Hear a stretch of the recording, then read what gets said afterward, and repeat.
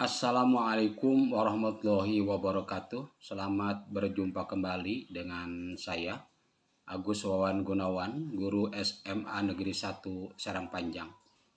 Pada kesempatan kali ini, saya ingin menyampaikan materi tentang membaca berita pada kelas 11 Kurikulum Merdeka, yaitu cara membaca berita yang baik dan benar.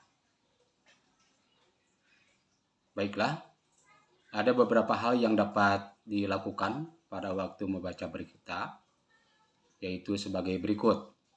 Yang pertama, penggunaan intonasi yang jelas. Dalam membaca teks berita, intonasi diperlukan dalam ketepatan dan juga kecermatan pada setiap kata dan kalimatnya. Seorang pembaca sebaiknya dapat mengatur volume suara, mampu memilih kata atau kalimat yang disuarakan dengan memperhatikan penekanan, keras, lemah maupun lembut dalam penyampaiannya. Yang kedua, memperhatikan artikulasi. Artikulasi merupakan suatu kejelasan dalam pelafalan atau pengucapan kata-kata yang akan kita ucapkan. Kemampuan tersebut dibutuhkan pembaca berita karena jika ada kata yang tidak jelas artikulasinya akan memberikan kesan tidak enak, seakan-akan sedang bergumam, tidak jelas. Kesalahan penggunaan artikulasi menjadi sangat fatal apabila pendengar mengalami pengerasan makna atau bermakna ambiguitas dari apa yang dimaksud oleh pembaca berita. Yang ketiga, memperhatikan volume suara. Hal terpenting dalam penyampaian berita salah satunya adalah memperhatikan volume suara. Karena itu merupakan tingkat kekuatan dan kenyaringan suara saat dalam pengucapan kata. Volume suara harus menjadi pertimbangan bagi pembaca berita. Keras lemahnya suatu suara serta kenyaringan suara sebaiknya diukur oleh pembaca berita agar berita tersampaikan dengan baik dan benar kepada pendengar.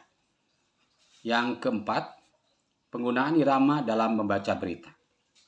Selain volume yang perlu diperhatikan, irama adalah suatu kecepatan dalam membaca sebuah berita agar berita menjadi lebih menarik. Dalam membaca berita, penggunaan irama yang baik agar tidak terkesan buru-buru dalam berimprovisasi, walaupun dalam keadaan formal, tetapi nyaman untuk didengarkan. Kita sebagai pembaca berita bisa melatih tempo dalam membaca berita disesuaikan dengan durasi tayang dalam berita tersebut. Selain itu juga kita harus membaca jeda agar berita yang dibaca tersampaikan dengan benar. Pastikan kita tidak terlalu cepat, terburu-buru atau lambat dalam membaca sebuah berita. Yang kelima, menjaga sikap tubuh yang tegap. Salah satu yang menjadi perhatian penonton adalah sikap tubuh atau bahasa tubuh saat membaca atau menyampaikan teks berita. Dalam teknik membaca berita dengan baik bisa dilakukan dengan menjaga postur tubuh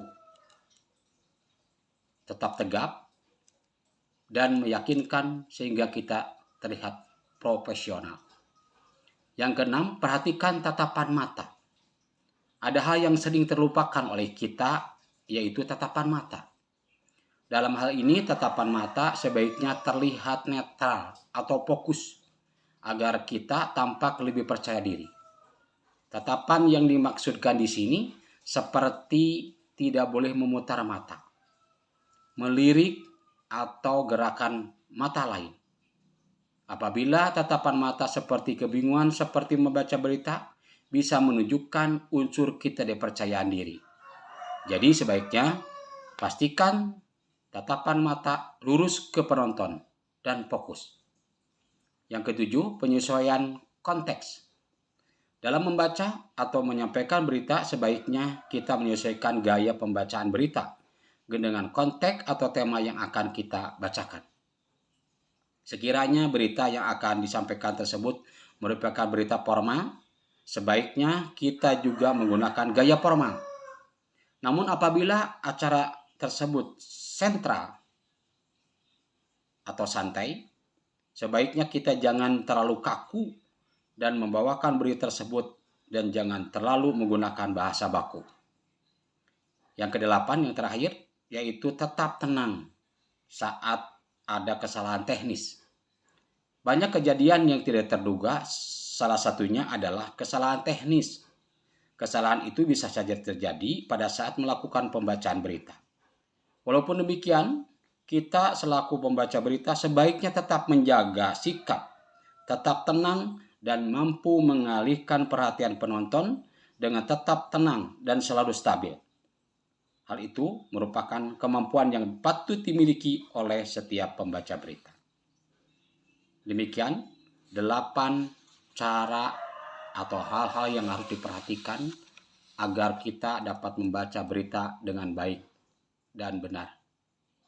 Demikian, terima kasih. Mohon maaf jika ada yang kurang berkenan. Assalamualaikum warahmatullahi wabarakatuh.